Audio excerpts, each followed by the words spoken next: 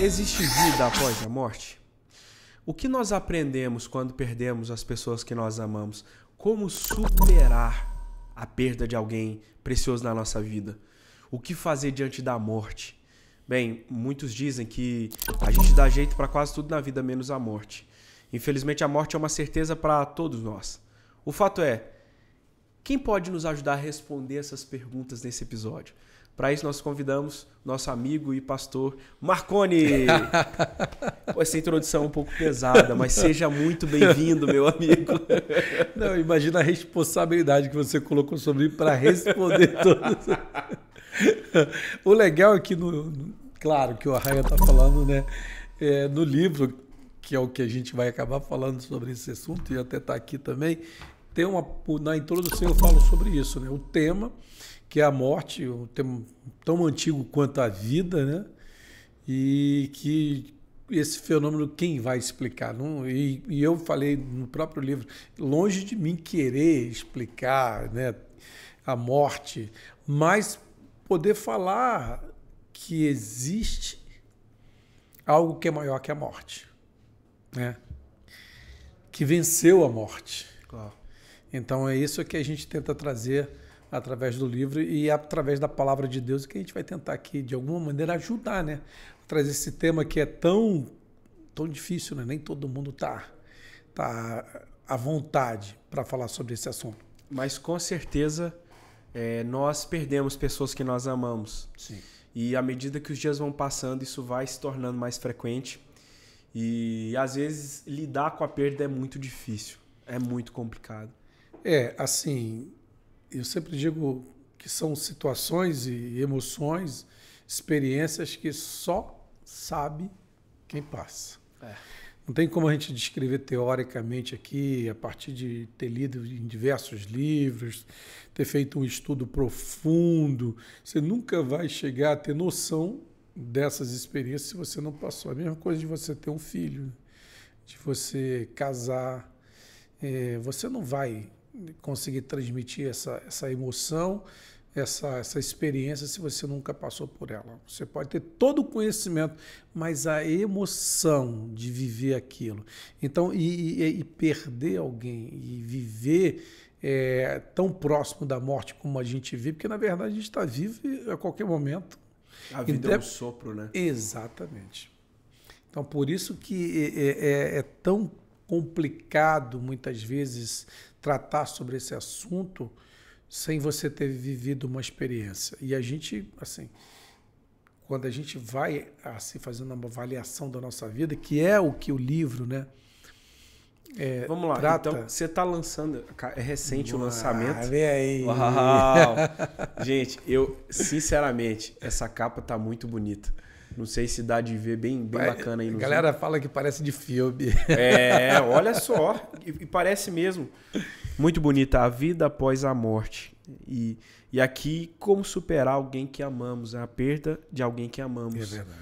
Mas como é que foi isso, pastor? Como é que surgiu esse livro? Qual foi a experiência disparadora disso? Pois é, rapaz. O que acontece? Tudo começa assim. Escrever para mim foi uma coisa meio que natural.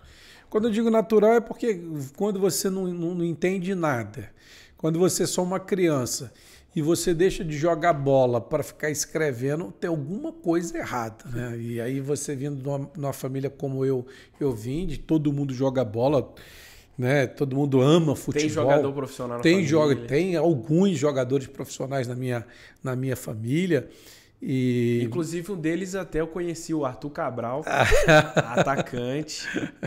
No Benfica, foi do Fortaleza, Palmeiras, e foi do Basel, podia vir pro Fiorentina. Flamengo também, né? Pois é, rapaz, fica até o convite aqui, pessoal. Alô, diretoria! Alô, diretoria, Arthur Cabral. Pois é, então hoje ele está no Benfica, né? Tem o Hugo Cabral também, que jogou durante muito tempo em vários outros clubes, tem outros sobrinhos meus também que jogam em outras categorias também. Então, isso que é o interessante.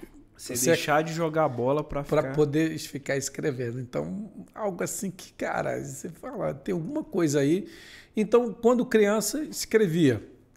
E aí foi crescendo, depois chegou na adolescência, você meio que deixa isso de lado, E quando veio o vestibular, e o que eu vou fazer? E, sinceramente, não pela questão de que eu gostava de escrever, que já fazia tempo que eu não escrevia mais nada, mas aí eu acabei fazendo jornalismo.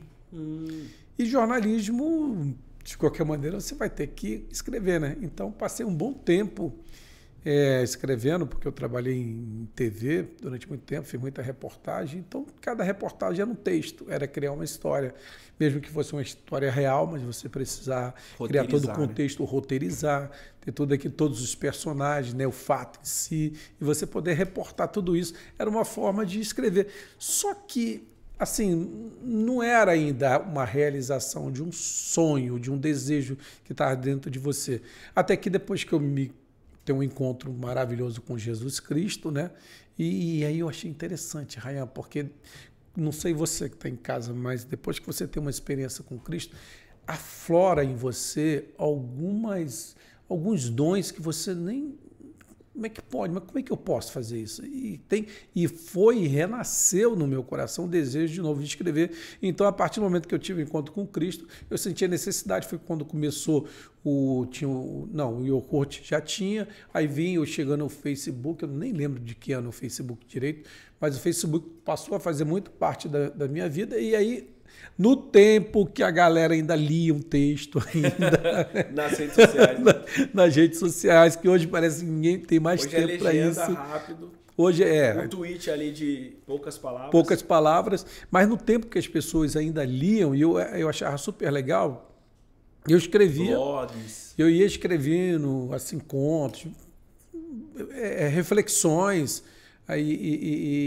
peças. Eu tenho até um texto, até uma peça de teatro que sério, por incrível que pareça, escrevi, está lá em um dos meus livros, e eu acabei escrevendo, tudo relacionado à palavra de Deus, que no final acabou se transformando no meu primeiro livro, né, que é A Simplicidade do Mestre, que foi lançado em 2014. E depois eu continuei escrevendo algumas outras coisas, e aí se tornou no devocional, né? Foi lançado ano passado.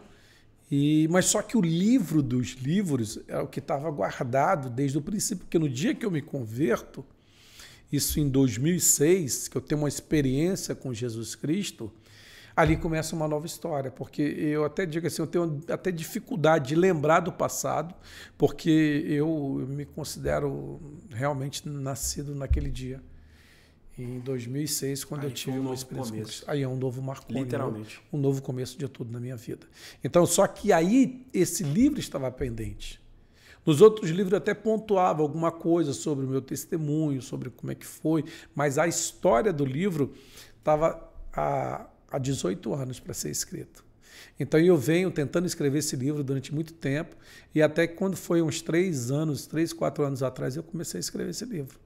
E aí não era só um livro, só sobre o meu testemunho, mas aí eu comecei a entender que a morte, porque assim, eu tive um encontro com Cristo a partir da dor de perder um filho.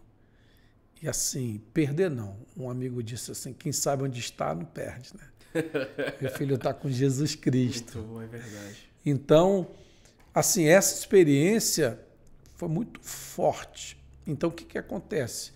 Eu precisava... Como falar sobre isso? E aí, quando eu comecei a analisar, que eu não queria só um livro, um testemunho em si, do assunto em si, mas comecei a imaginar sobre a questão da morte. Eu fui lembrando das experiências que eu tinha visto, porque, assim, eu tinha perdido meu pai em 87 ou em 97, e foi algo assim tremendo. Eu fui começando a entender por que quando eu tive, antes de ter um encontro com Cristo, eu estava no processo de ateísmo. Eu não acreditava em nada, não acreditava em Bíblia, assim, em religião, e principalmente o meu alvo principal era Jesus Cristo. Cara, e eu não topava, eu achava que não, sabe? E até porque todo mundo só falava dele, eu achava que se tivesse existido, foi uma figura histórica como qualquer outro, até uma boa pessoa, porém, mas não para si você. Essa proporção, esse negócio de a minha vida, que é isso. E E eu fui entendendo que esse processo de perda, porque no livro a gente fala desde criança, né? Um processo desde criança. Eu lembro da primeira vez que eu vi alguém morrendo. Sério, cara? E aí a história conta, e eu não vou dar só um pequeno spoiler. Não, pode aqui, contar, que a gente mas ama assim, história. Mas você tem que comprar o livro. Brincadeira, gente. Assim... Eu tava até brincando, tem tantos textos bíblicos no livro que eu dei uma olhada que toda pessoa precisava ter. Né? Na hora de confortar alguém, na hora de entender sobre esse assunto. É fantástico, inclusive o livro tá lindo. Parabéns. Então começa, assim... falando da minha primeira experiência. E isso é tão forte que eu nunca esqueci. Porque eu estou empinando pipa como um bom carioca, né? Da Baixada Fluminense. Mas sem cerol ou com cerol? Com cerol, né? Misericórdia. Alô, polícia. Raia, mas isso é o quê? 40 e poucos anos atrás, no Rio de Janeiro, aí então, você sabe, né? Podia. Era comum, né? Era comum. Mas hoje não pode, tá, crianças? E aí o que acontece? Eu tô lá e, cara, eu tô em cima da laje da cozinha do meu vizinho, que era ao lado da minha casa, só pulava o muro assim, ficava na laje dele, soltando pipa. E eu vejo o avô dele carregando uma tora de madeira. E aquele senhor vai andando, sol quente, assim, sabe? Verão, Rio de Janeiro, céu estrelado de pipa. E eu vejo ele e ele cai com a tora nas costas, dele? Por cima dele, tá? E eu grito lá, e tal, e o pessoal vai lá e pega ele lá, tal, leva para dentro, e eu toco minha vida, né? Criança é bom por isso, né? O meu negócio não tinha nem pipa. Noção da gravidade. Não.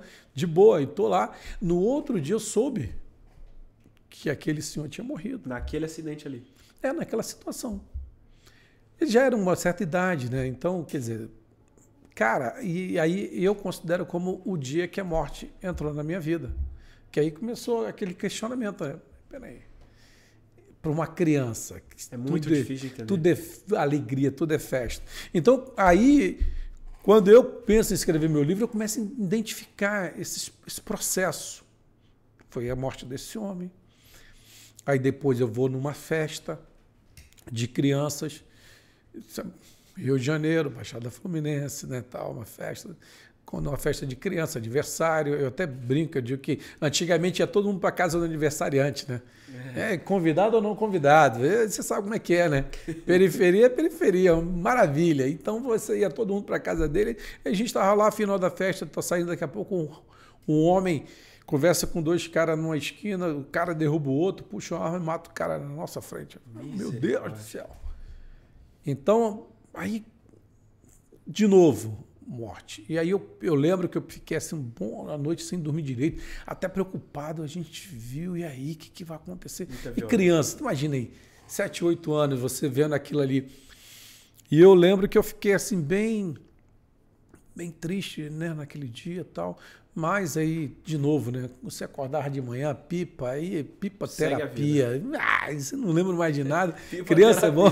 Criança é bom por isso, né? Então você acaba. Mas porque aí vem a história, né? Daqui a pouco a morte entra na minha casa. Foi a primeira vez. Eu lembro que veio uma tia morar com a gente, e a filha e tal, e fica lá, e eu não compreendo o que aquela tia está fazendo na nossa casa, e ela era uma pessoa que só via enrolada numa coberta, e tossia demais, e não sei o quê, aquela coisa toda. E um dia ela saiu, foi, não sei para onde ela tinha ido, e eu soube que ela morreu. E, cara, aí ficou um negócio... É muito louco. Então, todas essas histórias, e aí quando eu tratar o assunto de morte, que talvez não seja muito atraente, né? Mas é importante a gente poder entender que isso faz parte, isso vai acontecer. Só que no meio disso também tem uma parte que fala que aí a criança pira, né? Aí a morte entrou de tal maneira que aí a criança começa a entrar naquela fase de peraí, mas quer dizer que o ser humano morre? Quer dizer que todo mundo morre? E aí eu entrei em parafuso, como criança. Não é um assunto, até como adultos, a gente digere bem, né? É um assunto que a gente entende bem. E para uma criança, então, puxa, eu nunca mais vou ver essa pessoa. Como assim? Acabou? Não tem... meu Deus, e a finitude da vida é algo tão duro que fez Jesus chorar. Exato. A gente vê pouquíssimos momentos de Jesus emocionado, como no caso da morte de Lázaro. E mesmo sabendo que ele ia fazer o milagre, que ele ia trazê-lo de volta à vida, eu acho que de ver a nossa fragilidade e a brevidade da vida, isso é algo muito duro. Não, e o mais interessante, até eu comento no livro também, que é o seguinte, porque não é plano de Deus. O plano de Deus não era a morte para o homem. Porque aí eu imagino, claro, de novo, a gente não quer explicar a morte aqui, pelo amor de Deus. Mas é o seguinte, mas não é da nossa natureza. Não é o plano original. Não é, então por que a gente reluta contra a morte? Por que a morte é essa coisa para a gente? Porque o DNA constituído de Deus em nós, não era, isso foi um erro nosso, né? Mas o projeto não existia. Com a entrada do pecado. E o pecado trouxe a morte. E aí, Raião, né, uma parte que é muito legal do livro, que aí eu entro em parafuso mesmo. Aí você imagina, e é até legal, você que é pai, mãe, que vai ouvir isso agora, porque é um relato de quem viveu. Eu comecei a entrar na paranoia, uma criança entrando na paranoia de ficar com medo da morte, entendeu? Aí, é porque você é muito novo, não é porque você é o cara que você que cuidado que o chassi não corresponde à documentação. Eu vi você ministrando falando isso, eu me amarrei. Eu fui pregar e o pessoal olhando e falou, oi, esse menino aí, pastorei viaja, vira essa, né? E eu falei, cuidado, as aparências enganam. O chassi não corresponde com... Tem pessoa que demora a envelhecer, né? Verdade. E acho que o fato de não ter barba... Tem alguns indicadores aí. Exato. Mas até porque, assim, antigamente a gente assistiu o Fantástico, era um negócio meio que dava medo, entendeu? Tinha umas histórias e tal. Eu lembro do Linha Direta. Tem umas coisas que eram de casos assustadores, né? Ixi. E tinha uma fase também que se falava muito do fim do mundo, entendeu? Então, para a gente que é adulto, para uma criança, é algo... Então, juntava tudo aquilo e essa questão da morte. Quando chegou muito... Então, talvez isso aí foi um dos motivos que te levou ao ateísmo? Está dentro do processo, vai num processo. Então, quando eu era criança, eu tive esse problema com medo da morte. Aí, cara, eu fiquei muito mal. Uma paranoia. Uma paranoia e uma criança pequena que toda vez... Porque, assim, até para o pai poder entender, para todo mundo poder entender. Você está bem o dia todinho. Quando chega no finzinho da tarde, que vai chegando à noite, parece que as coisas vão se aquietando. Aí você começa a ficar mais pensativo. E aí começa a vir aqueles pensamentos na tua cabeça. E eu lembro que eu vivia esse drama, passei um tempo vivendo esse drama. Quando chegava a tardezinha para a noite, que estava todo mundo ali na sala, lembra que antigamente parava todo mundo para assistir televisão na sala? Era um evento, né? Isso, era um evento lá. E aí ficava todo mundo lá, e eu saía escondido, ia para a cozinha, e eu ia chorar, cara, mas chorava, mas ficava desesperado, com medo. Sabe uma opressão que hoje a gente entende, João, que vem, né? Mas aquele medo, aquela coisa, aquela angústia. E outra, que uma coisa também que a gente tem que ter cuidado, não falar para ninguém, ficar com vergonha, não contava isso para ninguém. É uma coisa que eu fiquei morrendo sozinho com aquilo, sofrendo com aquilo. E é por isso que o pai tem que estar muito atento sobre o comportamento dos seus filhos. Qualquer mudança, sabe, no emocional, comportamental, conversa, procura saber. Então, o que aconteceu? Eu vivi muito tempo com medo da morte, porque a ideia era o seguinte, quando eu ficar velho eu vou morrer. Uhum. Olha só, isso ficou martirizando. Aí um certo dia, por isso que eu digo, é muito legal, porque assim, eu estou quase contando o livro todo, mas tudo bem. E um dia... Mas, a gente já fez o seguinte, nós temos uma amiga que recentemente perdeu o marido, e quando lançou, no dia do lançamento, a gente já comprou para presentear. Ai, que beleza. Então, às vezes a pessoa fala, não, eu assisti o podcast, eu já entendi, mas, cara, a pessoa aqui do meu lado tá precisando. Tá precisando. Não, e é ótimo, gente, e é para isso mesmo. Assim, é brincadeira da gente quando a gente fala tal, mas não, a gente não tem como resumir um livro não inteiro. Não tem como, né? Um episódio, né? É difícil. Mas o seguinte, o que foi que aconteceu? Porque eu digo assim, tem uma parte que eu chego, meu pai é o maior psicólogo do mundo ali. Por quê? Porque teve um dia que eu estava na minha casa, meu pai trabalhava longe de onde a gente morava, então ele vinha na quarta e fim de semana para casa, não dava para vir todo dia. E numa quarta-feira, quando ele vinha, o clima mudava, meu pai trazia chocolate, era aquela coisa toda, alegria em casa, meu pai estava lá e tal. E aí, numa quarta-feira, todo mundo feliz, a gente lá na sala, meu pai estava lá. E aí, mesmo assim, cara, vinha um momento que vinha aquele negócio na cabeça. Medo da morte. Aí vinha aquele negócio. Aí eu saí, como eu fazia sempre, saí da sala de escondidinho, sem ninguém perceber. Fui para a cozinha, sentei lá no meu cantinho que eu ficava, uma criança sendo torturada por esses pensamentos. Por isso que a gente, né, a raiva de Satanás é cada vez maior, né? Porque não perdoa ninguém, né? Então, quer dizer, uma criança sendo torturada dessa maneira, e eu tô lá chorando, aquela coisa toda, aqueles pensamentos. Quando eu menos espero, eu sentia algo perto de mim. Seu pai. Quando eu olhei, meu pai.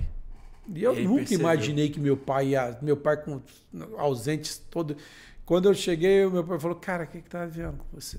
Eu falei, não, pai, não é nada não. Ele falou, filho, fala, eu sou teu pai, o que tá vendo com você? Eu sei que você ultimamente você tá assim, o que foi? Que o pai conhece o filho. É isso que eu quero chamar a atenção.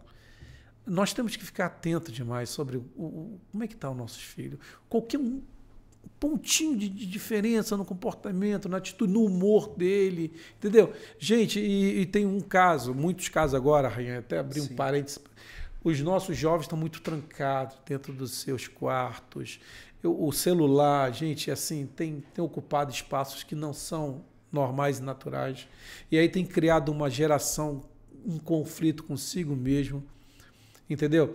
Então, muito cuidado, pai, tem que ter sabe, você tem que regular, você tem que organizar tempo, você tem que ser cri-cri mesmo e chato, uma coisa que eu tenho dito, eu sempre digo, cara, dá trabalho, pensa uma coisa, dá trabalho é criar filho, então não adianta você estar querendo terceirizar, não vou esquentar a cabeça, não vou perturbar ele, não vou ser o pai chato, não seja o pai chato, seja o cri-cri, seja o cara que cobra, seja o cara que define o horário, por quê? Porque você vai proteger, porque a ameaça antes que estava fora está dentro da nossa casa. Eu não preciso mais... Lembra daquela história? Cuidado com quem você está andando, hein? Ei, menino, não quero você com fulano de tal, não. Não. Isso é muito importante, né?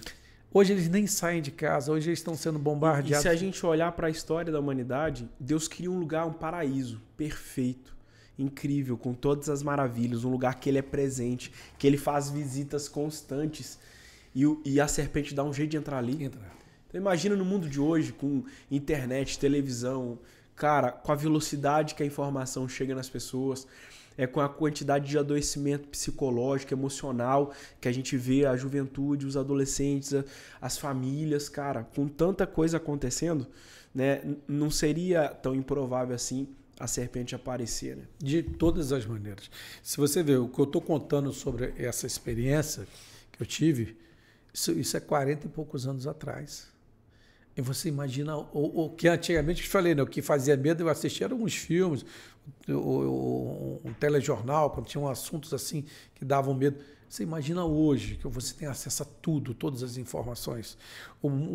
A informação é que o mundo está para se acabar, a informação que a violência se acampa, a informação que é guerra por tudo quanto é lugar, pandemia. Gente, quer dizer, como é que está o emocional dos nossos filhos? E ele está ele trancado dentro do quarto, porque ele está quietinho lá dentro do quarto, só acessando a internet, celular, sabe lá até que horas. Você acha que ele está seguro? Não está. Não está mesmo.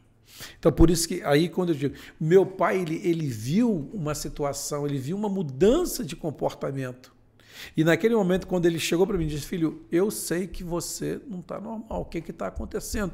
E foi quando eu criei coragem. Aí eu quero falar para você que está vivendo a situação, seja qual for. Você tem que abrir, você tem que conversar com alguém. Você tem que, claro, com alguém que realmente possa lhe ajudar, alguém que te ama, né? Alguém que tenha condições de te ajudar. E foi naquele momento que eu até acho muito legal, cara, a simplicidade do meu pai em poder discutir com uma criança sobre esse fenômeno que se chama morte. O que ele te falou? Ele falou assim, parece brincadeira. Aí ele falou, cara, o que tá vendo?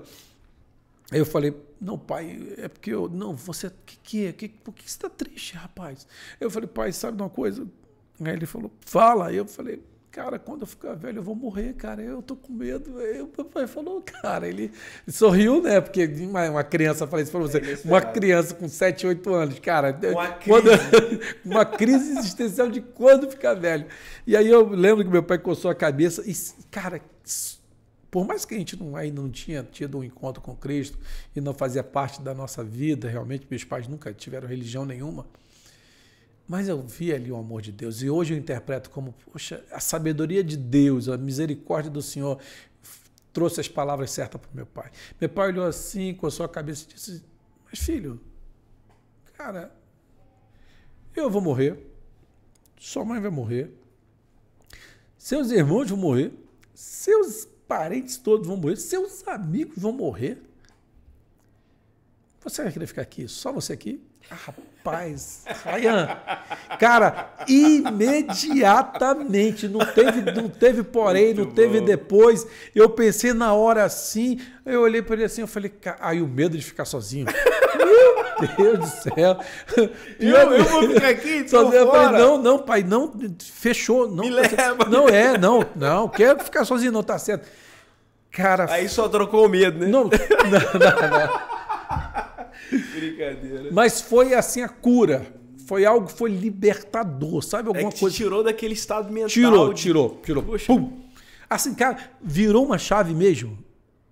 E aí eu sempre falo como é importante. Aí eu trago de novo a responsabilidade para a gente que é pai, para a gente que é pastor, para a gente que é discípulo, para a gente que ajuda, que é amigo, que pode dar uma palavra.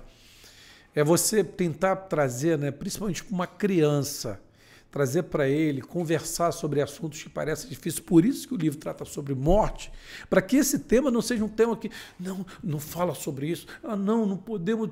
Não, gente, vamos ser francos, vamos abrir, vamos trazer para a luz as coisas. Vai ficar mais fácil na compreensão. E aí foi que eu acabei sendo liberto dessa questão do medo da morte. Na infância. Entendeu? Mas aí o livro tem várias outras histórias aí.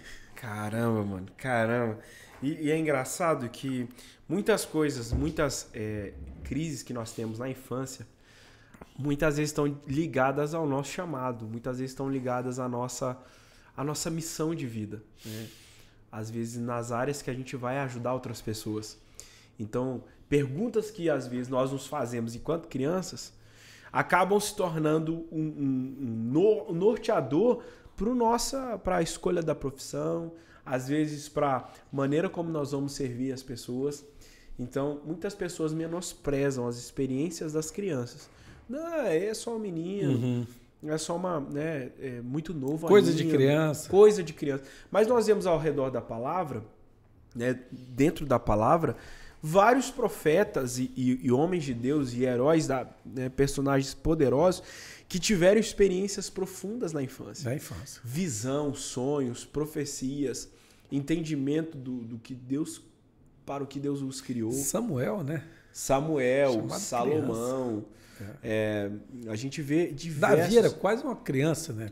Quando Davi foi enfrentar o gigante, ele era um adolescente. É. Quando Davi foi ungido, ele era novinho.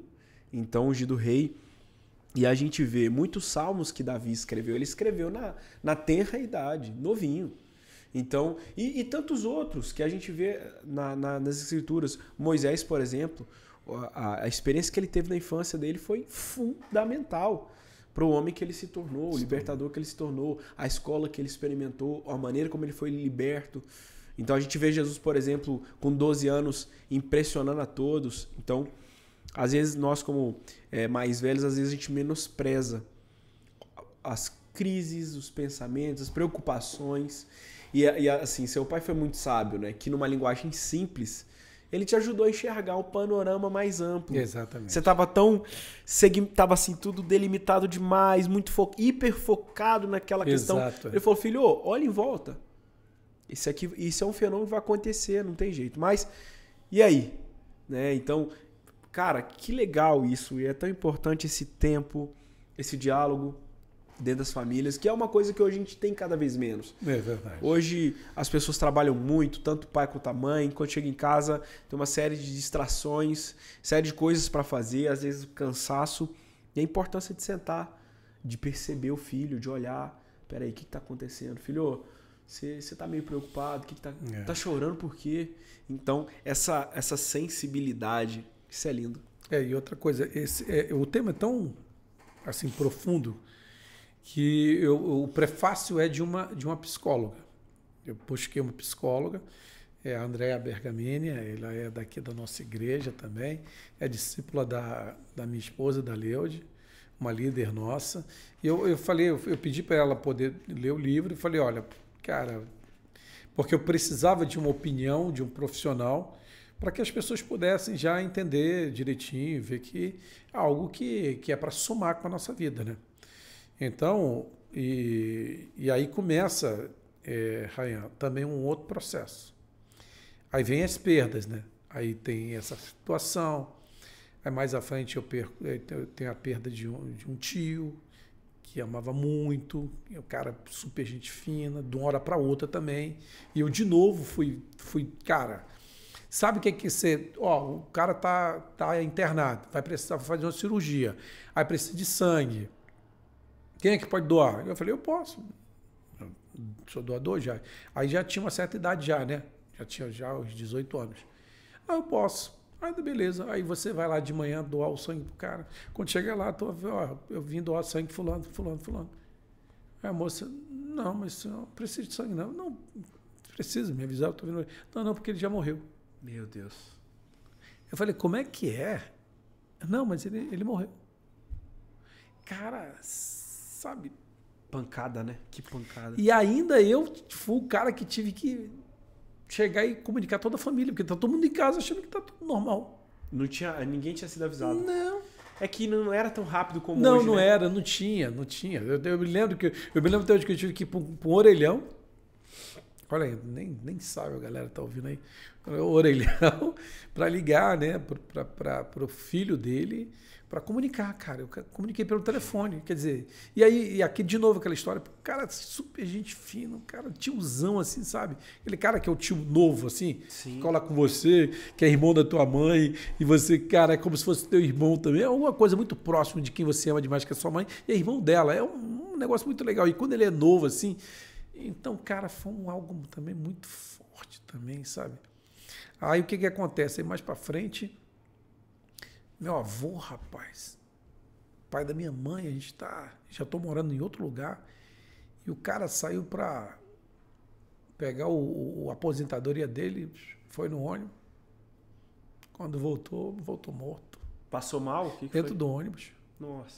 Então, sabe assim, e aí a coisa foi começando, né? Você entender, e aquilo vai te afastando de todas as coisas. Eu perdi um outro avô, vi uma criança morrendo, que era meu vizinho, uma criança de 5 anos, cara, pegou num fio de alta tensão por causa de um acidente. A história está aí também, muito triste também.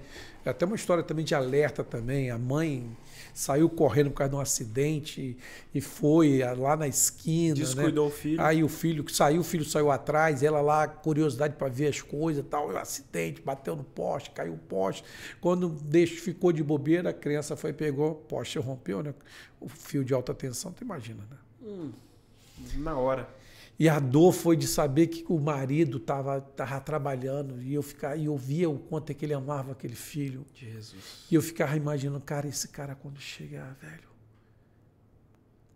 Entende? Porque não foi normal, não era para aquela criança estar ali. Entende?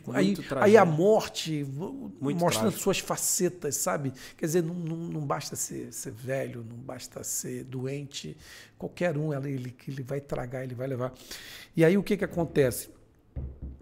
O tempo passa, né?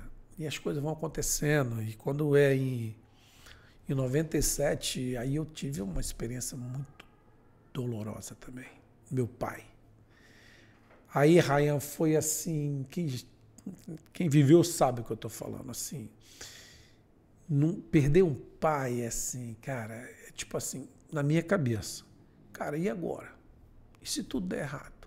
E eu já era um homem, já era formado, entende? Já estava morando em outro estado, agora já estava morando em Roraima.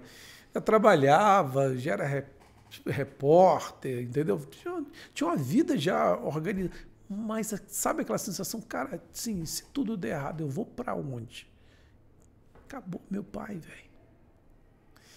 E aquilo começou a endurecer o teu coração em relação essa ideia que já não tinha uma ideia de Deus, né? Já não tinha, porque não conhecia a Bíblia, não tinha, assim, não frequentava nenhum tipo de igreja, não tinha menor, assim, viver no mundo por viver, tal, dentro da sua perspectiva, assim. Então, mas, e mesmo assim, o pouco que tinha, acabou.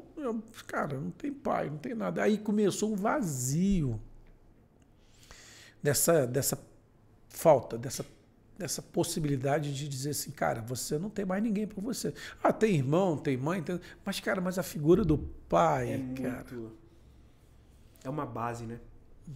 É o cara que você diz assim, bicho, se der errado tudo na vida... Eu sei que eu posso contar. Eu sei que... E não é porque ele tem, não. Meu pai não tinha. Meu pai era um cara normal, trabalhador, batalhador, e não tinha esse negócio de eu vou lá e... Não, cara, mas só em saber que meu pai, velho. E aí foi o choque.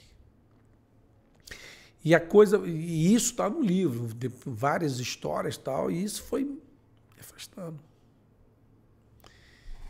E eu também entro no processo também aí, formado, jornalista, e fui trabalhar em TV durante muito tempo.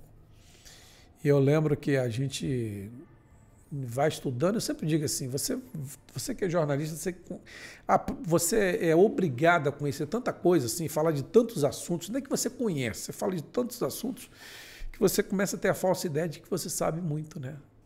Se é política eu falo, esporte eu falo, parte econômica eu falo. Por quê? Porque você faz matéria sobre tudo, você conversa com pessoas, você entrevista, você é obrigado a escrever, você é obrigado a pesquisar, só que são conhecimentos supérfluos, né? Conhecimento superficial, que você não se aprofunda em nada. Eu sempre digo assim, é o especialista de nada, né? Então, e mais ainda em relação às questões espirituais, né? Aí que zero. E a Bíblia passava a ser, sabe, porque qual é?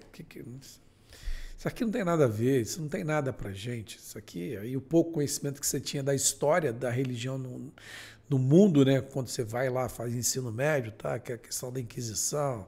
Então, a ideia era que religião só dava problema, só era uma forma de manipular pessoas. E a Bíblia era o grande manual para manipular, para fazer. Então, isso foi entrando na cabeça e cada vez mais. E aí também a figura de Jesus também. E eu fui cada vez mais... Toda a versão. Me afastando, tendo aversão sobre isso. Então, o que acontece? Em 2003, aí eu tomo meu segundo golpe. Estou trabalhando, estou lá, uma felicidade, já era casado, já tinha filho, tava, sabe, a vida profissional, familiar, tudo dentro do trilho. Cara, eu falei, beleza, morava bem, tinha meu transporte, esposa, filho, cara, do jeito que você queria, tal, direitinho, garotão. E aí eu tô lá trabalhando um dia aí, cara, eu soube, é minha mãe. Aí recebo a notícia que minha mãe parte. Meu Deus. Meu pai tinha 59 anos. Muito novo, cara. Quase da idade que eu tô hoje. Tô com 55. Minha mãe, 61 anos. Nova. Aí, velho, foi... Como lidar com isso? Como lidar com a perda de uma mãe?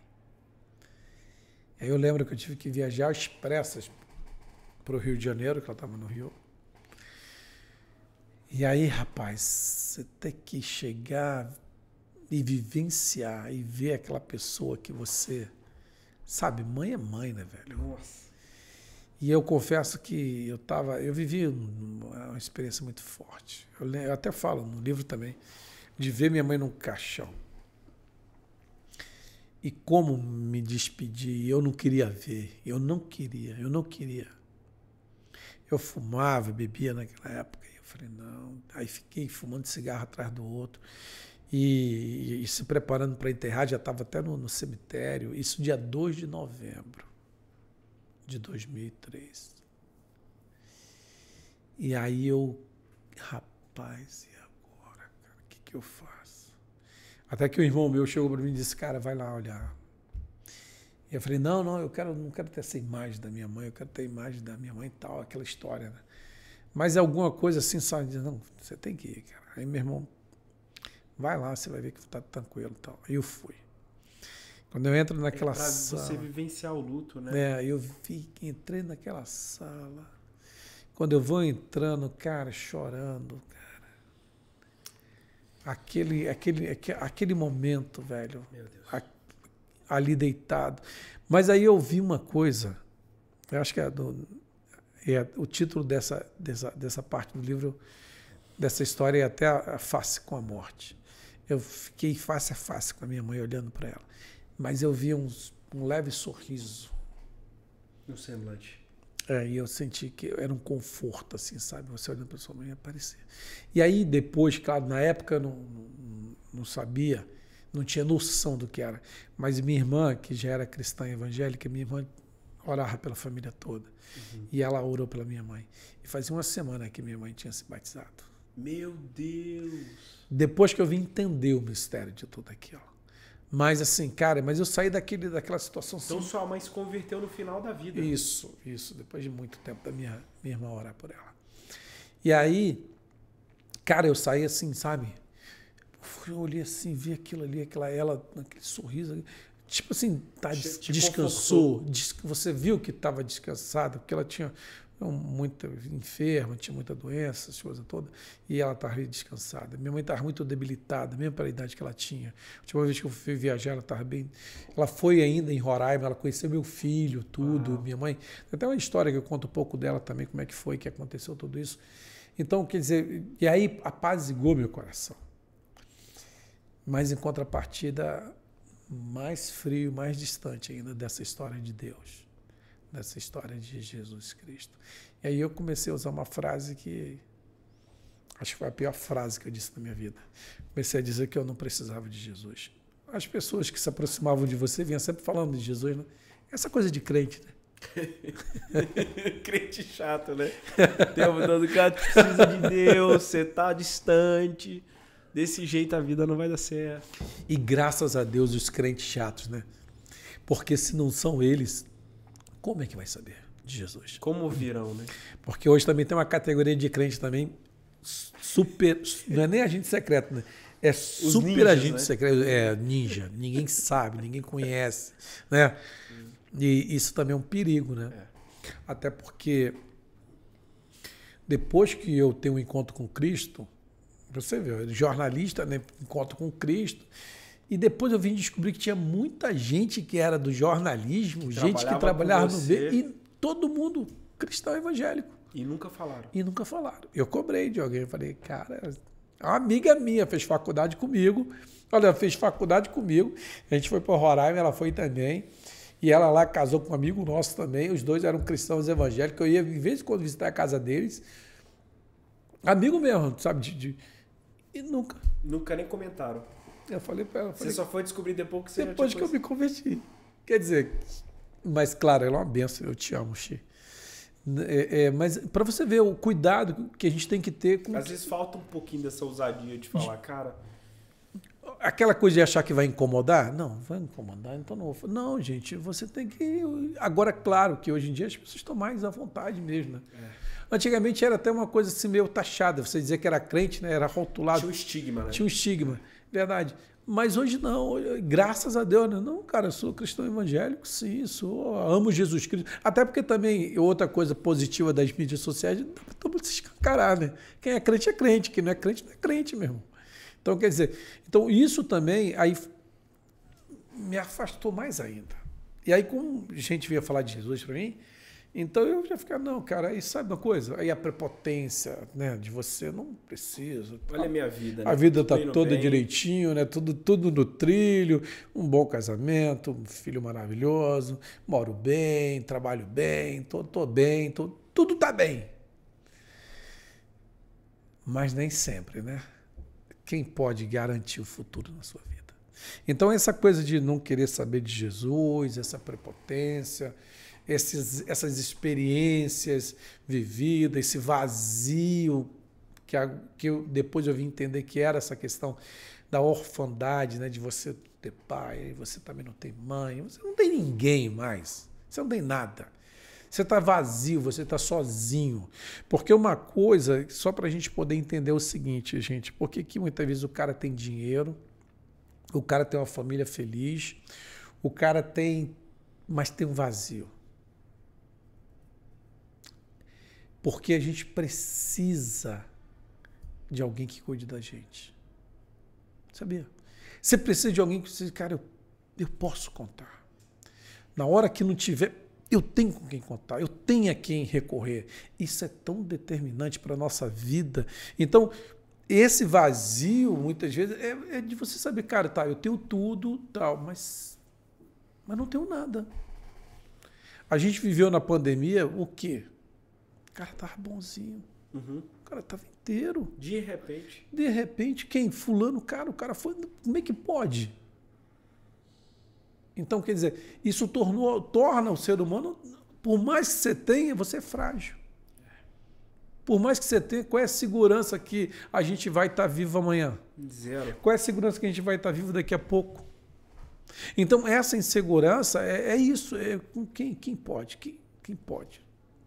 Então, isso que vai trazendo esse vazio. E, para mim, ficou na figura dessa questão de você não ter pai, de você não ter mãe, de perder essa figura, ficou muito forte dentro de mim. E aí é onde o livro se encaminha, que é quando eu vivo a pior das experiências da minha vida. Porque até aí eu pensava que eu já tinha vivido dor, com perda. Aí eu tenho uma experiência com meu filho.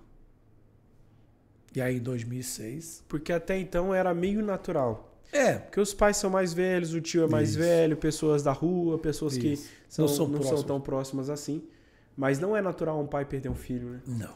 A vida não foi configurada para isso. Não. Né? Se não foi plano de Deus que o homem morresse, você imagina quebrar a ordem cronológica de você ver um pai ter que enterrar um filho. Aí, meu amigo, foi uma experiência, foi acima das minhas forças. Eu não tinha como é que eu ia suportar tudo isso. E como é que foi isso? Rayan, eu acho que até da outra vez a gente até ensaiou alguma coisa. Comentamos, né? Mas assim, cara, sabe quando tá tudo bem, tudo perfeito? Por isso, de novo, gente, assim, não é profeta do caos, não, mas as casualidades, as coisas, elas podem acontecer. Entendeu?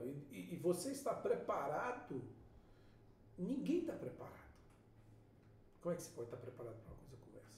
Mas, assim, você, na sua lógica de entendimento de vida, eu estava voando, eu estava perfeito. Família organizada, filho, o sonho, cara, de ter um filho, moleque.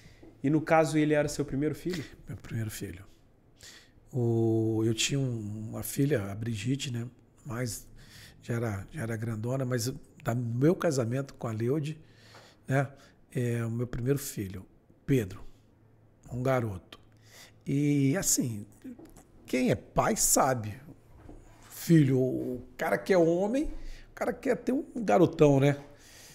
E foi assim, um presente, uma coisa maravilhosa. Meu filho, um moleque perfeito, gostar de jogar bola. Rayan, meu Deus, cara, canhoto, batia bem na bola. Se é canhoto, é inteligente. Dizem que os canhotos são... Não, gente, canhoto tem duas, assim, ou é muito bom ou muito ruim também. Não tem meio termo tem pro cara que jogador canhoto. Bom, né, canhoto? Canhoto é o craque ou não joga nada.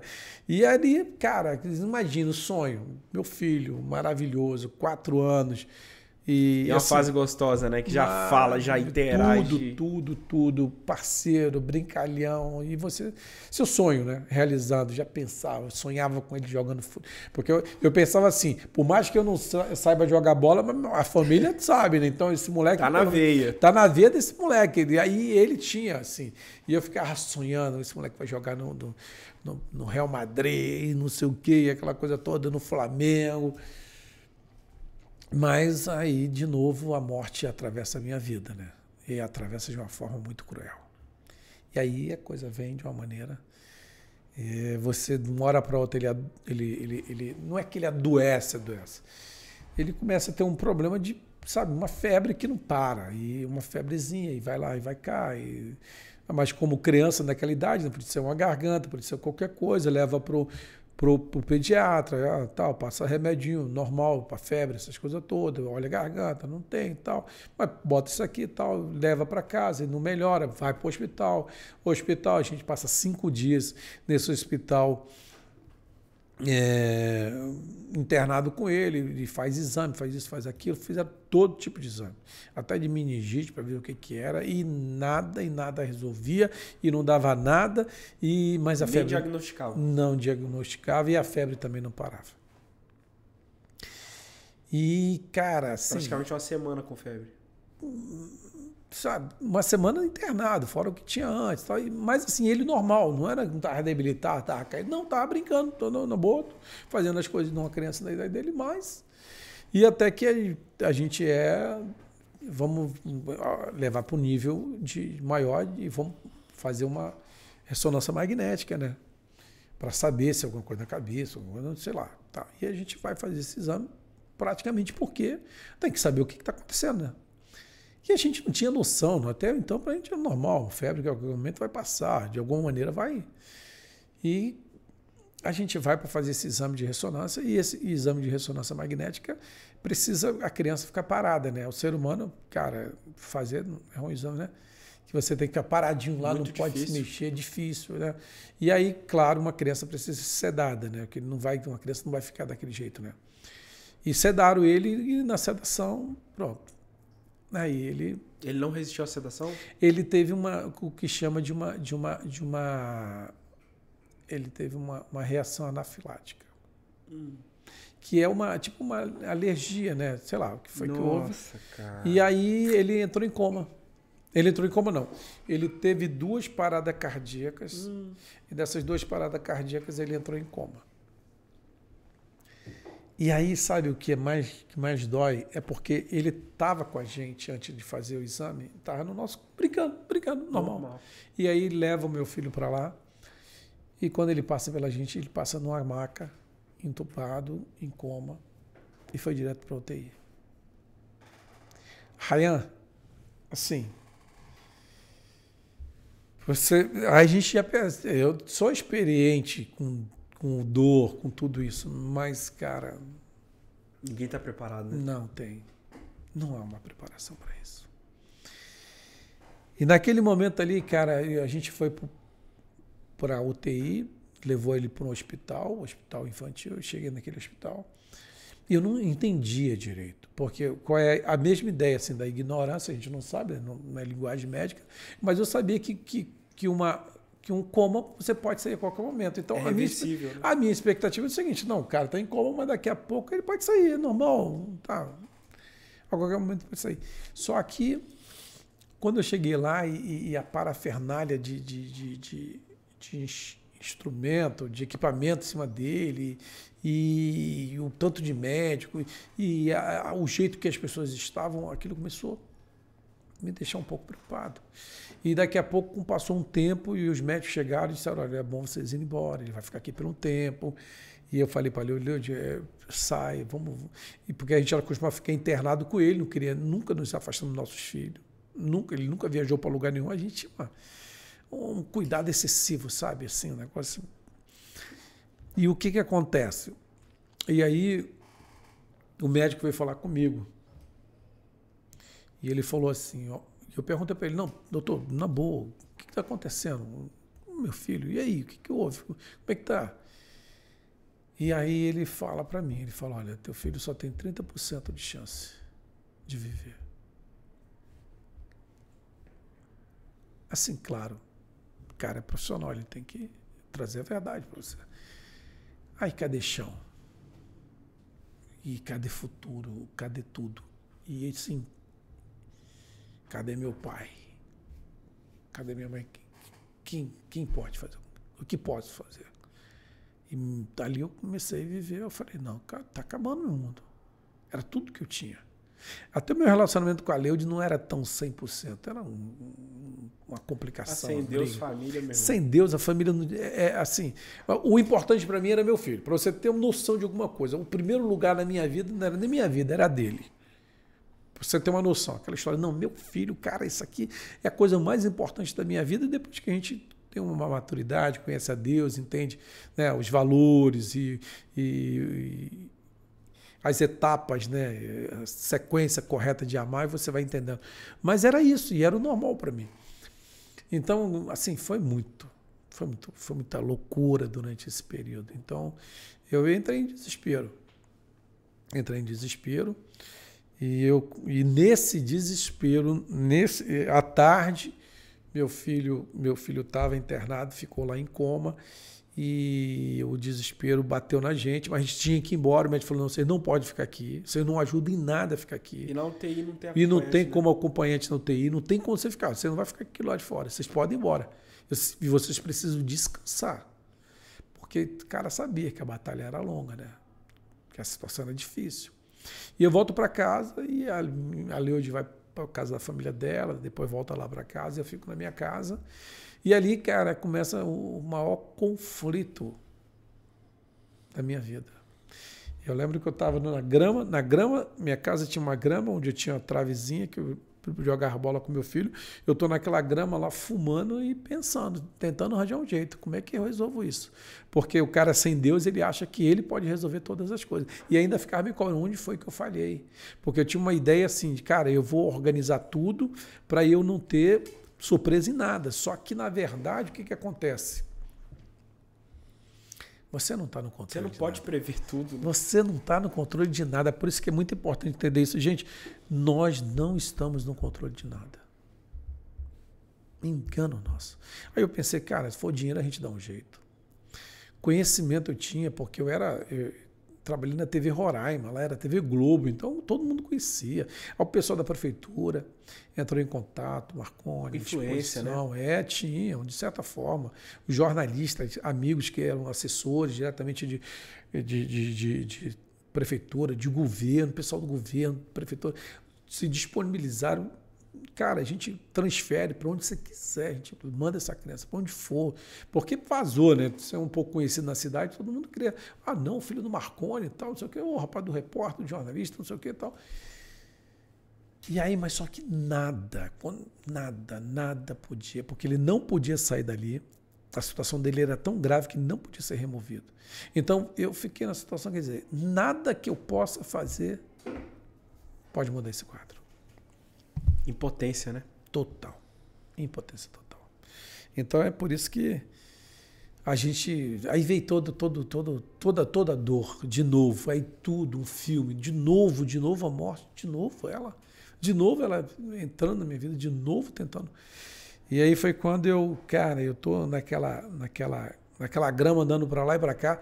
E aí, como todo aquele que não conhece, que não quer saber de Deus, né?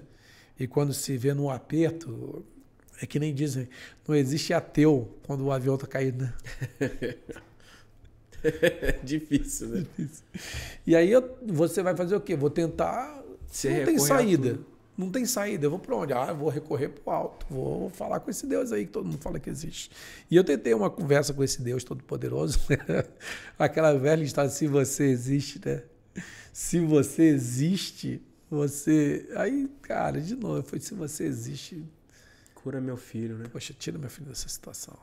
E até argumentei como jornalista. Tem tanta gente que mata, tanta gente que sabe... Que merecia. Que abandona, que tá isso. E há pouco tempo eu tinha feito uma reportagem de um casal que enterrou o próprio filho. Vivo. Misericórdia. Uma criança recém-nascida. Eles não eram um casal assim, casado, não, eles estavam namorando e parece que a menina engravidou e não contaram para ninguém. Não contaram para ninguém. Não sei como é que ela conseguiu chegar até fazer o parto sem da família saber. O que ela fez? Pegou a criança e levou para um lugar descampado e enterraram a criança viva. E eu fiz essa matéria. Foi até um furo de reportagem lá na cidade, que eu saí meia-noite para fazer essa matéria, já estava indo para fora. Quando ligaram, uma criança foi enterrada viva. Eu fui até o local, a gente viu todo o processo, entrevistei os pais. Conseguiram resgatar a criança? Não, viva até hoje. Ela deve ter uns 18 anos. Não deixaram ela... Deixaram a criança, um pedreiro encontrou, o pedreiro passou por lá, Porque eles fizeram isso de manhã cedinho, foi de madrugadinha, ele passou de manhã, ele passou meio-dia para ir almoçar, ele ouviu o choro de criança, aí ele foi para casa, almoçou, e ele ficou, cara, mas eu ouvi uma criança chorando. Ele voltou, quando ele voltou para o trabalho dele, ele passou em frente e encontrou a criança.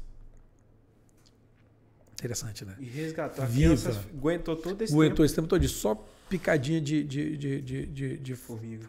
E eu fui entrevistar os pais. O cara estava desesperado. A mãe, nem tanto. Parecia um negócio assim. E eu lembro quando eu perguntei, por que você fez isso? Não, porque eu não tinha condição de criar, não queria ter filho. E eu até me exaltei na hora. Né? E aí eu até falei, mas por que você não deu pelo menos, não sei o que, tal, não sei o que, você podia ter dado... Tantas maneiras. Deixar na porta, fazer o que fosse, tal. E isso tudo veio à tona. Eu falei, mas Deus, olha aí, eu amo meu filho, eu quero meu filho. Tal. E tentei argumentar com Deus, mas só sei que uma voz que falou dentro de mim que dizia assim, só Jesus. Aí, logo Jesus. Só Jesus. Quem você tanto rejeitou. Pois é, rapaz, isso é que eu falo. Por isso que quando a gente fala que a gente é apaixonado por Jesus, as pessoas não entendem, porque, cara, a graça... Né? Só quando você necessita, né, da graça, da misericórdia, que você começa a compreender realmente. Né? E ali eu compreendi o tamanho do amor de Cristo, essa graça do Senhor, porque não é merecido. Eu era. Quem faz? Esse cara aí, boçal. Quem é digno? Quem é esse cara boçal do jeito que é? Como é que esse cara, como é que Jesus vai parar tudo para... Mas veio muito forte isso em mim. Me lembro até de que eu estava fumando e tudo, e aquela coisa na minha cabeça só Jesus, até que eu paro, a coisa fica tão assim, porque por mais que fosse um cara, eu era um cara sóbrio, o cara trabalhava em cima de uma lógica, isso não era normal. Eu falei, não, de onde vêm essas coisas? Que pensamento, que história é essa? E é quando eu lembro de uma amiga minha, que era jornalista, trabalhou comigo, que era cristã, que era uma das chatinhas, que só falava de Jesus Cristo, e que tinha abandonou o trabalho por causa de Jesus, que foi uma coisa que me deixou mais irritado ainda. Eu falei, como é que a pessoa joga fora todo o professor, deixar a carreira por causa de Jesus Cristo? Isso não existe. Acho que no livro também eu falo um pouco sobre isso também. E aí eu fiquei mais chateado ainda, mas era a pessoa que eu falei, poxa, essa pessoa conhece esse tal de Jesus Cristo. Ela consegue me ajudar. Então ela consegue me dizer o que está acontecendo. E ela veio na minha casa quando eu ligo para ela. Ela também já sabia a situação realmente do meu filho. E ela vem, quando ela vem conversar comigo, quando eu falo para ela sobre isso, ela diz assim... Eu sempre comparo ela com a situação do meu pai. Foram duas situações que pessoas entraram na minha vida para definir algo que eu estava passando e sofrendo. Foi quando eu estava com medo da morte e agora naquela situação. E ela veio, eu tenho certeza que ela foi um instrumento de Deus, porque ela só falou para mim assim, Marconi, Jesus te ama e Jesus quer entrar nessa história. Jesus quer entrar, quer viver essa história com você. Aí eu falei assim, né? Falei, sim, mas como? Olha quem eu sou, porque, né? É interessante a gente ter a oração do publicano, né? Mas eu não sou nada, eu não sou ninguém. Reconhecer, né? Eu falar mal, eu fumo, eu bebo, eu não sei o quê, eu tá. Todo errado. Toda errada. Ela disse, não, mas ele ama você. Aí eu falei, mas como é que resolve isso? Ela falou, Marconi, você só precisa dar um passo. Me lembro até hoje, nunca esqueci isso. Você só precisa dar um passo em direção a Jesus. Os outros 99 passos, ele que vai dar em direção a você. Aí eu falei, uau. Falei, como é que faz isso? Ela falou, vamos orar. Eu falei, mas não sei orar. Ela falou, mas eu te ensino. Aí ela fez aquela simples e singela oração de entrega do Senhor. Aí, eu não sou um cara levado pelo emocional. Mas eu sempre digo para todo mundo, cada um viveu sua experiência com Cristo. A minha foi assim. Depois que eu concluí aquela oração, nasce um novo homem naquele momento. Naquele dia. Naquele instante. Quando termina a última frase, um vazio existencial que tinha no meu coração foi preenchido. Tanto que eu digo assim, cara, eu me senti um cão sem dono, totalmente abandonado, que passou a ter um dono. Essa foi a sensação que eu tive. Quando eu terminei, eu falei, cara, eu tenho um dono. Eu não estou sozinho. Eu não estou sozinho. Eu tenho um pai, eu tenho... E isso foi determinante pelo resto da minha vida até hoje, saber que eu tenho um Jesus. Cara, e aquilo foi algo tão extraordinário da minha vida, que, cara, 15 dias depois eu enterro meu filho. Meu Deus. Entende? 15 dias em coma ele ficou. 15 dias em coma. Depois daquela experiência, eu vi meu filho. Eu orava, porque eu já orava. Esse que é bom de cara converte, né? Já, no outro dia ele já está orando. É muito rápido. É muito rápido. Lendo o Salmo 91, eu e minha esposa, enfrentando os corredores de um hospital onde seu filho está em coma. Você ouvindo todo dia uma notícia negativa, porque não era notícia positiva, eram notícias negativas, que cada vez mais te colocava para baixo e roubava a tua esperança. Que quando eu chegava para a médica, que era a chefe da equipe, e dizia assim, e eu na fé, né? Falei, porque agora eu tenho Jesus, né? Agora o milagre vai acontecer, né? Como é que tá meu filho? Tá melhor, não sei o quê. E a notícia era sempre, não. Não, os cuidados dele são muito... A situação dele é muito difícil. A situação dele é muito difícil. A situação dele é muito difícil. E aí foi caminhando. E aí eu comecei, sabe, por mais que você não queira, na fé, de ver, eu tinha fé que Deus com certeza poderia tirar meu filho daquela situação. Mas assim, cara, eu ficava pensando, eu falava, Jesus, seja feita a sua vontade. Mas aí eu encontrava minha esposa, porque aí a dor de um pai é uma coisa, mas a dor de uma mãe é outra coisa totalmente diferente. Eu lembro que eu chegava para a Leudi assim, e falava, Leudi, assim, tipo assim, cara, porque a situação é tão difícil, tão complicada, que aí começou a parar os órgãos dele. Eita. E aí eu comecei meio que querer preparar a Leudi, né? E aí eu falava, Leudi, assim, que a Leudi também já tinha tido uma experiência com Cristo, eu nem sabia, já tinha entregue o seu coração também para ele.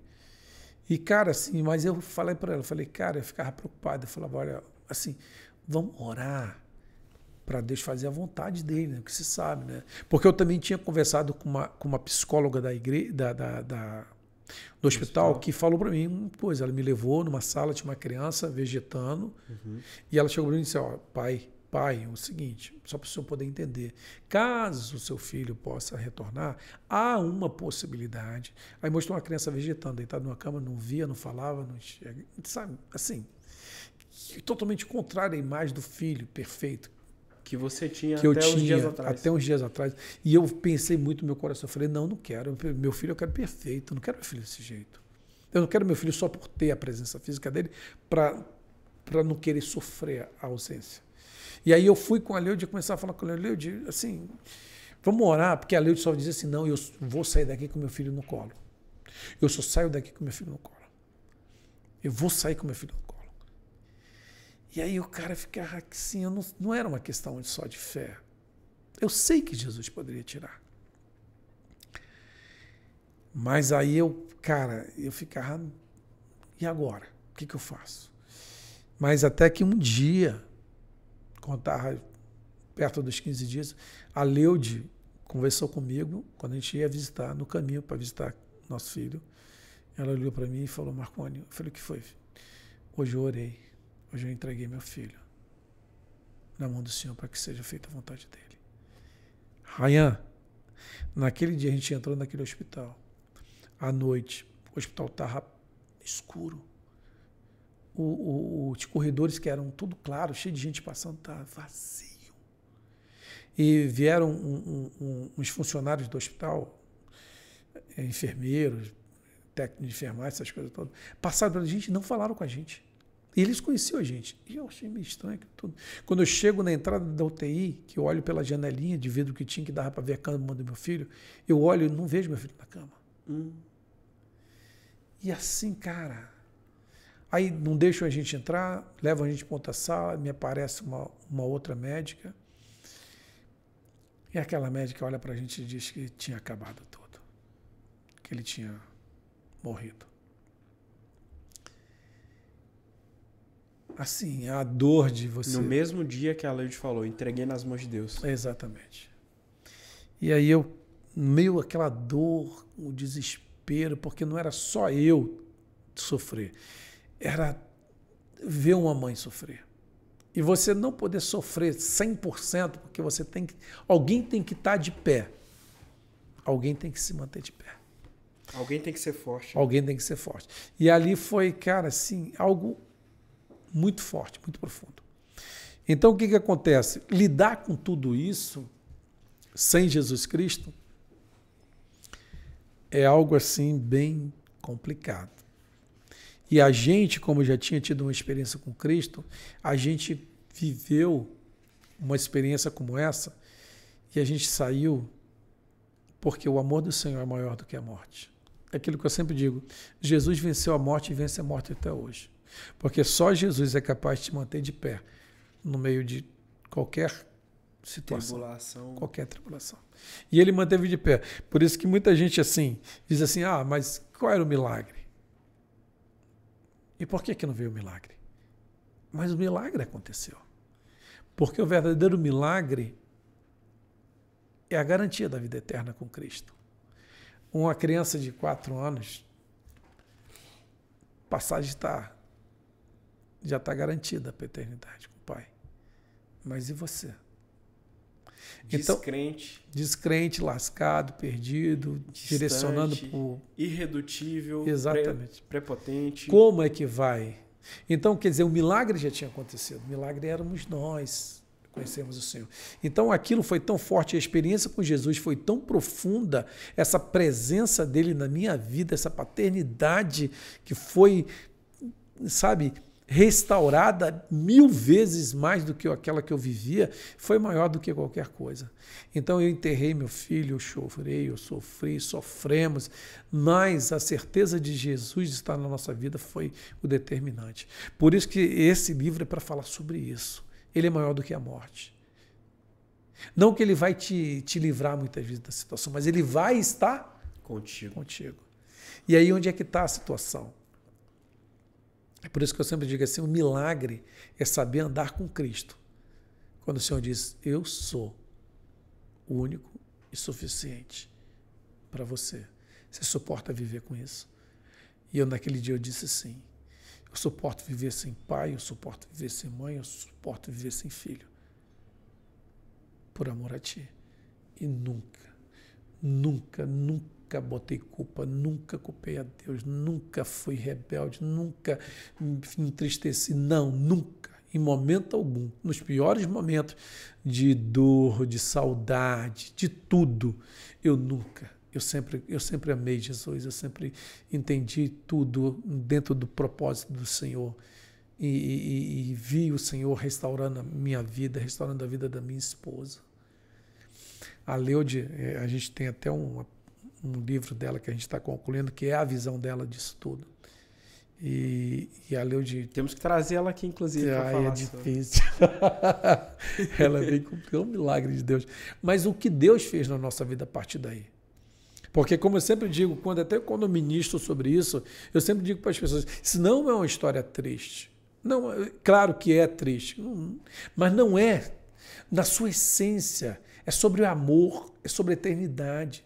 É sobre você ter a certeza que há uma eternidade com Cristo e é lá onde a gente vai estar. E se você não crê nisso, cara, você está andando no evangelho que não é o evangelho do Senhor. Porque o evangelho do Senhor não está se baseando em terra, nessa questão. Ele está se baseando num futuro eterno, onde não vai haver morte, não vai haver dor, não vai haver sofrimento, doença. Então, gente, é dentro dessa perspectiva que a gente tem que viver o evangelho do Senhor. Então, foi isso que me manteve de pé e me mantém até hoje. E aí, depois desse processo, vai vir um processo de cura, vai vir um processo de vida, mas uma vida agora em Cristo, uma vida onde você se sente suprido por Ele, porque você é suprido por Ele todo dia, é Ele que vai te suprindo, porque toda vez que a gente acordava de manhã, eu me lembro até hoje, a gente acordava de manhã, que abria os olhos, a gente queria muito que tudo que a gente tivesse vivido tivesse sido só um pesadelo. E toda vez que você acordava, que você olhava para casa e você não ouvia o filho, que você entrava no carro e ele não estava atrás, no banco de trás, onde sempre ficava, vinha toda uma realidade de novo. Mas aí você era consolado pelo quê? Pelo amor de Cristo, pela uma eternidade comigo. Eu estou com você, você não vai morrer, você vai vencer. A vida vai vencer a morte. E aí eu lembro que o tempo passou, isso foi em fevereiro, que eu enterrei meu filho. Quando foi em abril, eu já estava trabalhando né? Faltei para o trabalho. E a gente estava numa mesa que nem essa, de pauta, reunião de pauta, decidindo com o jornalista quais são os assuntos que a gente ia fazer matéria, reportagem naqueles dias. E aí, como estava ali no mês de abril e o mês de maio era o mês das mães, aí alguém ventilou, gente, as lojas já estão se preparando para o mês das mães, venda, então vamos fazer matéria sobre isso, como é que estão o comércio e tal. Aí qual é a perspectiva para o período que é o segundo período que mais vende, né? Primeiro o Natal, depois o Dia das Mães, né? Que é o que mais aquece o comércio. E quando a galera falou sobre isso, que todo mundo se empolgou, vamos fazer matéria assim, assim, assim. Aí veio no meu coração, eu falei, cara, a Leude e a minha esposa, como é que ela vai viver? Aí corri pro camarim, me tranquei sozinha e falei com Jesus, falei, pai, e aí? Como é que vai ser a Leude? Dia das Mães, ela perdeu o filho há pouco tempo. E essa dor? E aí ali, cara, eu falei com Deus, eu falei, pai, e aí? Como é que vai ser? Cara, Deus é maravilhoso. Jesus, ele venceu a morte. A Leude foi fazer um exame, porque você imagina, ela perdeu o filho há 2 meses, você imagina o abalo emocional. É muito grande. E aí a médica que atendeu ela disse assim, Leude, olha o seguinte, era bom que você viajasse, era bom que você passasse uns 2 anos fora, você tem que se preparar muito para você poder pensar em um dia ter filho. E outra, eu e a Leude já tínhamos de 37 para 38 anos. É uma idade mais avançada para isso, né? E aí, cara, foi isso seguinte, a médica passou essa informação para ela e ela ficou lá. Mas aí ela foi, né, ela ia fazer uma viagem, ela ia até a igreja mesmo, a gente já estava trabalhando na igreja, tinha uma viagem, as pessoas queriam até porque ela viajar para poder, né? E ela, antes de fazer essa viagem, ela disse, não, eu vou fazer uns exames aqui e tal. E ela foi fazer um exame, a Leude que sabe direitinho, no livro dela vai ter essas informações mais. E ela vai fazer um exame, nesse exame tem que ver como é que está a questão do útero, a ovulação, essas coisas todas e tal. E ela vai, a médica vai lá fazer um ultrassom nela, e ela está lá deitada, e a médica também sabia da situação como ela, que as médicas se conversam, ó, vai uma paciente para aí, tal, mas ela viveu essa emoção, tal, a perda de um filho, e a médica conversando com ela, você perdeu um filho, tal, como é que você está? É bom você estar preparado, tudo isso, tal. E aí, a médica pergunta para ela, você ainda sonha em ter filho, que pela idade, né? E pelo um fator também emocional. Aí ela diz, não, mas eu sim, Deus, Jesus vai me dar um outro filho. Não, porque Jesus não, isso aí não tem nem, né? A gente queria um filho de volta, a gente quer filho. E na verdade, essa médica, quando está mexendo no útero dela, essa médica começa a ouvir um barulho. E essa médica, ela que diz, cara, seu Deus é muito forte, porque já tem uma criança no seu útero. E a gente sabe que aquela criança só pode estar ali se for um milagre do Senhor. E a Leude estava grávida, cara. Uau. E a Leude estava grávida e a Leude nunca passou um Dia das Mães sem ter um filho. Cara, cuidado de Deus é lindo, né, cara? Só quem vive. Mesmo num cenário dificílimo, o consolo, o conforto. É de Jesus, né? Meu Deus. Amém? Uau! Cara do céu. Ai, ai. E a Sara? Sara está com 17 anos. Vai completar 18 agora no início do ano. Minha filhona. Na sequência veio a Ana, que é uma história muito linda. 2 anos depois, né? 1 ano e pouco depois. Um ano depois. A Sara em 2007. Olha só, Pedro, a gente foi em 2006, né? A Sara, isso foi em fevereiro. Né? A Leude mais ou menos ali em abril. E a Sara nasce em janeiro de 2007. E a Ana nasce em junho de 2008. Pertinho. Cara, é muito legal. Em 2 anos sua vida era outra. Casa cheia de bebês. 2 anos. Tem uma parte aqui pra gente encerrar aqui, que eu nem sei se está no livro direitinho, mas aí a Leude, grávida da Sara, aí a gente grávida, ela foi lá na redação, onde foi o que eu orei, que eu pedi ao Senhor, que eu falei, Deus, querendo lembrar Deus, lembra que a Leude está sem filho, tal, Dia das Mães. A Leude foi lá, quando ela chegou, trouxe, eu estava na redação cheio de gente, como a gente está assim, né? Aí tá, ela entrou, Marconi, vê isso aqui, que vê isso aqui? E ela não tinha retornado da redação e voltou, a galera todo mundo olhando para ela assim, tá? Ela leu totalmente magrinha, batida. Ela lê isso aqui, eu li lá um negócio no exame, eu falei, não sei o que é isso aqui não. Ela, não, tá aqui, você tá vendo? Não. O que ela... Cara, eu tô grávida. Meu irmão, a galera voou, sabe? A galera que sofreu com a gente. Todo mundo acompanhou o processo. Cara, nego vibrou, parecia realmente final de Copa do Mundo. Uma festa, cara, coisa mais linda do mundo. Tudo por a honra e glória do Senhor Jesus Cristo. E aí, a gente tem a Sara. Quando a Sara nasce, cara, coisa mais linda do mundo. E aí eu falo para Leude assim, eu falo, Leude, agora a gente vai orar para ter o segundo filho. Aí a Leude fala, cara, peraí, calma, porque foi cesariano, o Pedro também tinha sido, e é uma coisa que leva um tempo para cicatrizar. Tá? Aí ela falou, não ora não, calma que a gente vai ter. Aí eu falei, não, vamos orar, porque você sabe, né, quem já viu a experiência da gente ter um filho só, né, você imagina. Aí o que acontece? Aí ela vai falar para mim uma coisa que é muito crowd, é muito louco. Ela disse assim, presta atenção, ela disse para mim assim, olha, não ora mais, porque eu já falei com Jesus. Olha só, cara, olha o nível. Eu já falei com Jesus e quando a Sara tiver com 9 meses, eu vou estar bem, eu já vou estar tranquilo, na boa, aí eu vou engravidar. Aí eu confesso que eu fiquei chateado, fiquei irritado com ela. Eu falei, não, cara, que isso, que responsabilidade. Não, como é que pode? Assim, não, a gente podia estar orando logo, para a gente ter logo outro filho logo. Ela falou, não, já falei. E eu até saí, sabe aqui, por tua conta e risco, ó, o problema é teu. Não concordou, não concordei, mas você está falando tudo bem, mas eu não concordo, não. Estou saindo para dar para. E fiquei meio emburrado mesmo. Tempo passa, gente.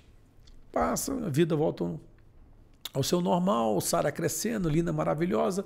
Leude volta a trabalhar também já há um tempo, eu também estou trabalhando, estou resfriado de manhã cedo, entra eu e ela no carro e a gente vai trabalhar, que eu ia deixar no trabalho dela, depois ia para o meu, e a gente vai descendo na rua, perto do centro da cidade, daqui a pouco estou mais ou menos que nem que eu estou aqui agora, bem resfriado também. E assim, parei na farmácia, falei, eu vou na farmácia, quando a gente desce na farmácia, a Leude fala, poxa, que legal, a Sara está completando 9 meses hoje, né? Vou pegar um exame. Aí sim, eu falei, 9 meses? Aí eu falei, você não falou que ia estar grávida? Ela falou, ela sorriu, né? Eu falei, mas depois a gente vê isso aí, Marconi. Eu falei, depois não, você falou que ia estar grávida em 9 meses, aí entramos na farmácia para eu comprar o meu remédio. Aí ela, né, mas depois a gente vê isso, tá? Aí tentou desconversar, eu falei, não vai desconversar não, você falou que estava grávida, então você vai fazer o teste de grávida. Você tá louco? Eu falei, moço da farmácia, você tem teste para grávida aí? Ele tem. Aí ela falou, não, você tá maluco. Deu um aqui para ela. Eu falei, não, me dá vai fazer o teste. Ela pegou a caixa para fazer o teste, só que ela disse, aí guardou na bolsa dela. Não, em casa eu faço. Eu falei, em casa não, você vai fazer o teste aqui agora, você vai ali no banheiro. Eu falei, moço, ela pode usar o banheiro? O cara concordou tudo comigo. O cara pode. Dentro da própria farmácia, não quis nem esperar chegar em casa. Aí eu falei, então você vai na farmácia e você faz o teste. Ela falou, Marconi, você tá louco? Eu falei assim, cara, não, você vai na farmácia. Você falou que ia estar grávida agora. Você falou 9 meses. Eu meio que me vingando, né, gente? Eu falei, não, você falou que era 9 meses. Então... Aí ela foi dentro do banheiro. Foi para lá fazer o teste. E eu fiquei lá só esperando. E aí a galera da farmácia, imagina, todo mundo vendo aquela conversa. Todo mundo ficou esperando. Aí ela me sai daquele banheiro, Rayan, e ela olha assim e aponta pra minha cara. Você tá vendo? O Deus que eu sirvo é o Deus verdadeiro. Ela tava grávida. Meu Deus do céu, cara. Deus é lindo demais. que é isso, meu Deus do céu. Tá aí. O Pedro, né, foi com Cristo, mas Deus é o Deus da restituição, né? E ele te devolveu em dobro. E 2 princesas lindas que já são mulheres, já estão quase indo para a faculdade, líder de life group, discipuladoras, meninas cheias do Espírito. Cara, nosso missionários, Deus, tá indo para GMS. Vai para GMS. Nosso Deus é lindo, né, cara? Essa é a minha história. Gente, olha, talvez com a introdução desse episódio você pensou, puxa, vou ouvir aqui um conhecimento mais técnico. Não, na verdade isso é a vida. É a vida sendo transmitida com testemunho, com coração, com a ótica de quem passou. E com certeza é muito mais preciso do que um técnico, do que um psicólogo, do que um médico, alguém que realmente esteve do outro lado e que viu o agir de Deus, o amor de Deus, mesmo em dias sombrios, dias difíceis, mas, como o Marconi comentou, não é uma história triste. Porque a Bíblia mostra que Deus venceu a morte. Amém. Cristo venceu a morte. Ó morte, onde está a sua vitória? Onde está o seu aguilhão? Jesus, ele venceu o poder do pecado e o poder da morte.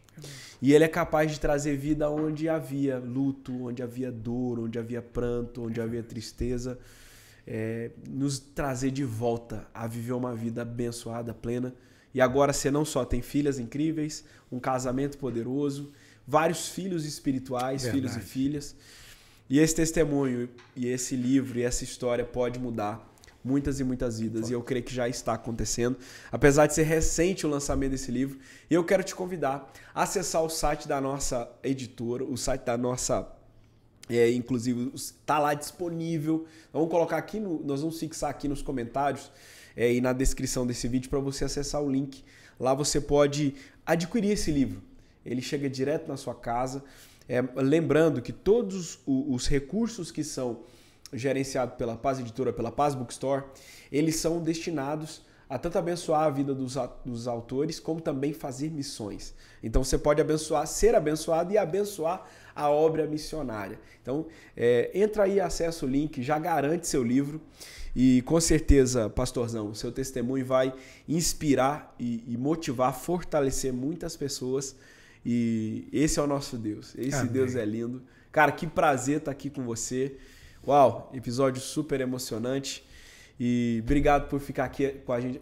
Peraí, você não curtiu esse vídeo ainda? Não, não acredito. Não, esse tempo todinho. Não, não é possível. Não. Para tudo. Não pode. Ó, eu não vou te pedir muita coisa, não. Apenas curte esse vídeo. E se você não está seguindo esse canal, você não sabe o que você está perdendo. Que tem de conteúdo transformador, de conteúdo que edifica, que abençoa. Aqui esse é o lugar, Pazcast. Eu agradeço demais, pastorzão. Muito obrigado. Tamo junto, cara. Muito obrigado por tudo, por esse testemunho poderoso e pelo prazer de ser teu amigo, de estar lado a lado aí servindo a Jesus e servindo a igreja. É uma honra. Espero que você volte muito mais vezes aqui. O convite não vai faltar, viu? Não. E se quiser trazer a Leude, falar, ó, eu conto um lado, você conta outro. Você vai ter milagres. Vamos nosso Deus é um Deus de milagres. Ela vem, em nome de Jesus. Esse foi o episódio A Vida Após a Morte. E eu tenho certeza que você foi edificado, abençoado com esse conteúdo. Que Deus abençoe e nós amamos você. Obrigado, pastorzão. Tamo junto.